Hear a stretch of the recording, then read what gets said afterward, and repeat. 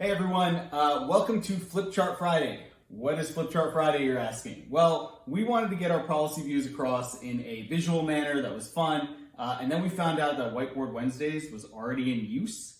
I took a look, not very well done. You may recognize the person that's doing it. Hey, this is Congressman Mark Green. Welcome to Whiteboard Wednesday. So we decided to do something even better. Flip Chart Friday! So what we're starting with today is saving the U.S. Post Office. Now, you may ask, what are we saving the post office from? Well, we're saving it from theatrical and dramatic demonstrations in the halls of Congress. Something like These protesters who are banging pots and pans, intimidating and bullying the postmaster is terrible. It's unconscionable, but completely in line with the book burning. In reality, the post office is a very important institution and is something that we should look to as a valuable government agency. And I am serious about this, and you know this because I've rolled my sleeves up 3 times today. So what's the problem? Well, there's a couple things, and they're probably not things that you don't already know. First, increased electronic communication. We use email a lot instead of letters.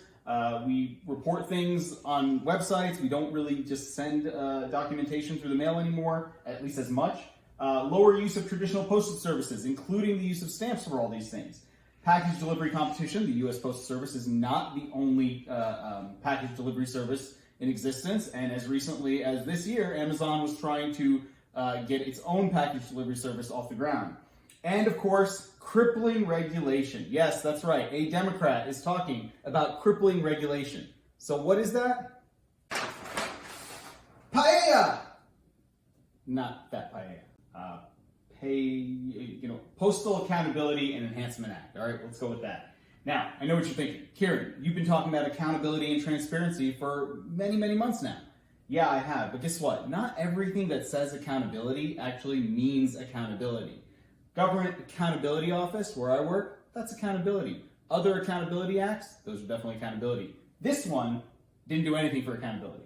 What it did was it required the post office to prepay for 50 years worth of retirement and healthcare expenses. Just think about that. If you're a small business owner, if you're a family, if you're an agency in government, you don't have that requirement. You don't pay for 50 years worth of expenses right now. In fact, it made them pay the most expensive expenses right now. There's one aim of this act, and that was to cripple the post office. And it was passed in 2006 under a Republican administration. It also put price caps on things like first-class mail. Now, price caps, for instance, aren't the worst thing in the world if it protects you from spending thousands of dollars on insulin. But in this case, really the only reason to do that was to make sure the post office was not competitive with private corporations. So what did it do? Well, in 2006, the post office had a profit of $900 million. And just a few years later, after this act was passed, the post office was in debt by about $3.8 billion. The future. So, how do we protect the future of the post office? Well, the first thing we do is repeal the Postal Accountability and Enhancement Act. If we want a real accountability act, we pass something better. But really, we need to take away something that's making it very difficult for the post office to compete and is an unfair way to judge a government agency by. We're going to keep using online retail. Online retail is going to have packages sent through the mail and sent right to us, so it's going to help them. Medicine delivery is an important function of the post office. Over 2/3 of veterans get their medicines through the post office, deliver them to them right at their homes, and many millions of Americans do the same every day.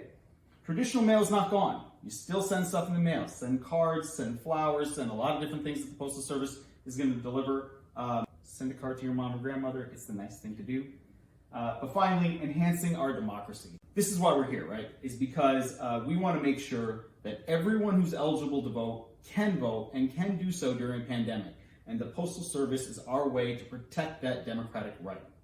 Besides, if we do all this, then we'll make sure that we don't have to hear from anyone that's a wannabe Jim Jordan or a wannabe Matt Gaetz or a wannabe Glenn Beck, like this guy. Support a conspiracy theory that a bipartisanly selected postmaster general is trying to steal an election. This is theatrics. It's a joke.